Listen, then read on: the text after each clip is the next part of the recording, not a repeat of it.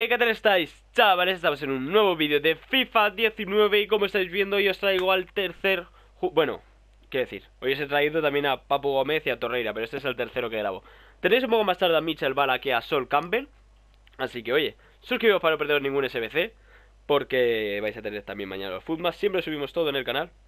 Dejad un muy buen like y recordaros que va a haber un sorteo el domingo de 100.000 monedas. O sea, el domingo doy los ganadores. Los requisitos, muy fácil. Seguidme en Twitter y dar retweet al tweet que tenéis abajo en la descripción. Tenéis que seguirme y dejar ahí un muy buen retweet y estar suscritos al canal. Con eso luego ya me pondría yo en contacto con los ganadores. Y no me enrollo más. Vamos con Zaha. Aunque tenga dos del club no hace falta ni valoración ni hostias. O sea, como veis es uno de química, pero si no tuvierais el uno de química de Martial ni el uno de Marcos Alonso, tendríais 90 de química, así que bastante justo.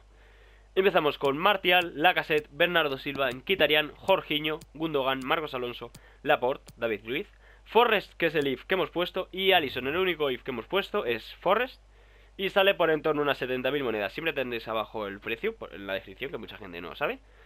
Y no me enrollo más, dejad un muy buen like, suscribiros y nos vemos en la próxima. ¡Adiós!